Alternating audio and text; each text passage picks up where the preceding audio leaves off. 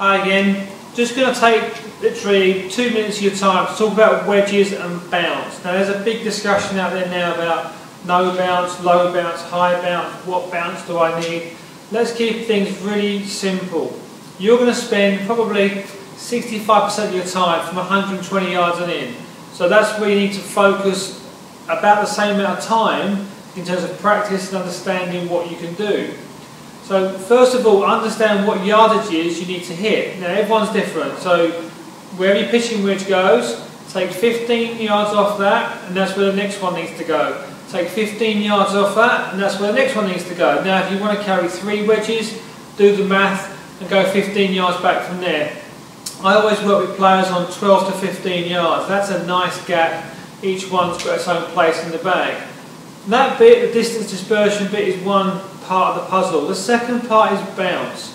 What bounce do I need? Am I high bounce, low bounce? First of all, what conditions are you playing in? Are you playing on firm ground or soft ground, heavy ground? I would recommend a lot of good players have more than one option on wedges. So 4 or 5 options with wedges is sometimes what I recommend. So you have a choice of different bounces and different lofts. What I really like to do with my players is to give them a bell curve of bounce.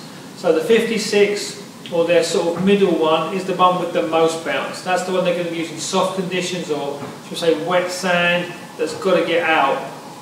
The lob wedge or the wedge behind that with the most loft, I tend to have a bit less bounce depending on the player, but normally in the region of 8 to 10, maybe 6, depends what the player likes to see.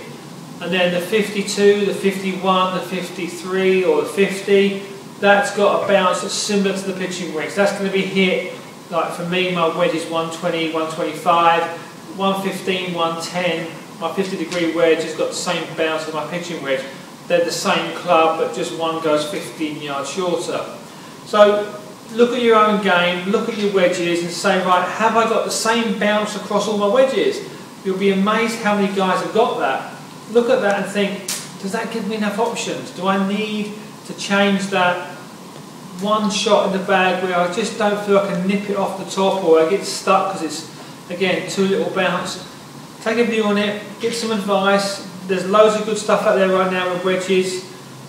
Hit some shots and then you can decide what gives you the best options for your short game.